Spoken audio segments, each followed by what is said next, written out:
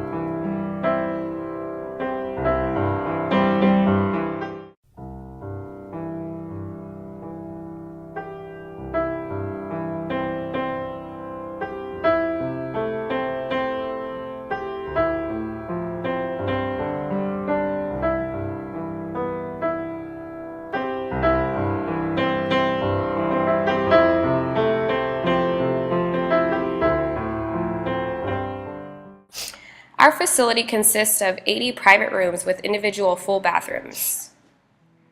The option of a roommate is also available. Rooms are equipped to hold any medical equipment that may be needed. We encourage our residents to bring belongings such as beddings and decor from previous residents so they feel the room is their own and that they are comfortable in their new place. Tour meetings with our experienced and professional team are offered.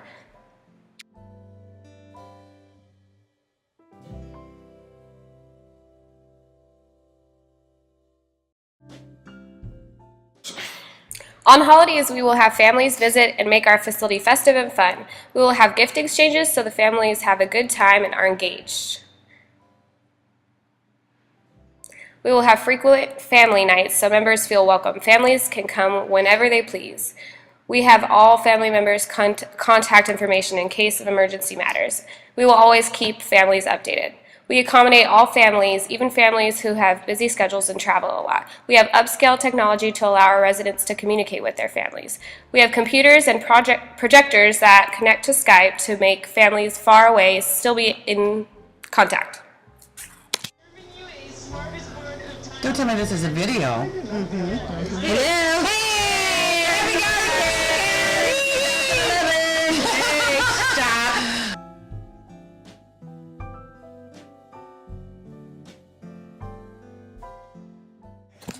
We have an activity coordinator at our site that puts together weekly activity plans. Some of the activities include bingo, poker, knitting, movie nights, plays, baking, instrument playing. New activities are added and scheduled changes are depending on our activity coordinator. Here's a sample of our weekly activity plan. In the song Rule Britannia, what is Britannia told to rule? My name's Kim and I'm the Activities Coordinator for Aldridge Court Nursing Home. We have some animals come in that are called therapy pets, and they have to go through training to check that they wouldn't bite, wouldn't harm anyone. And the residents absolutely love them. The faces is unreal just for, just to see a dog really. And it's a bit like the donkeys. The donkey actually comes in and goes in the rooms. So the ones that don't see much very often, some of their faces are hysterical. You're not expecting a donkey, are you, to walk into the bedroom? But yeah, that's all good. I haven't got anything for you. We also have the Aldridge Church come in once a month on a Tuesday, and obviously the religious ones, that's nice because they have prayers and hymns and stuff like that. We have a film evening. We did Scottish Burns night last week, or the week before I should say. I try and think of new ideas, like St Patrick's Day, we've had a Hawaiian party, an Italian tasting, French tasting. I also do bingo, quizzes, and I also do one-to-ones that the ones that can't obviously come to the lounge. I'll go and have a chat with them and meet their individual needs, basically, what they want to do, and they always have choices in what they want to do themselves. Say they had dementia and they couldn't physically talk, you maybe read to them or hold their hand, put some music on. The ones that maybe are disabled but have got mental, you read a newspaper with them, do a crossword with them, take them out, go in the garden. It's individual needs basically at the end of the day. So it's job satisfaction for me. And as far as safety features go, our facility has call system, bathrooms, security equipped, handrails, shower seats. All of our medicines are safe and locked. We have safety programs such as fire drills, emergency and disaster plans, and some of our health services are stair glides, smoke detectors, and window safety locks. We also have well-trained staff that are certified. We have plenty of staff at overtime, 24/7 service. We also will evaluate our staff monthly by either patient or family members of patients. This will help us give better service. Doctors, nurses, counselors, therapists, and trained volunteers for you and your family. Together, we give you and your loved ones complete palliative care. Hospice care staff members are kind and caring. They communicate well, are good listeners, and want to work with families who are coping with the life-threatening illness. They are usually specially trained in the unique issues surrounding death and dying and provided with ongoing education and support to help with the emotional demands of the job. Thank you for choosing Stanislaus Nursing Home Hospice Care.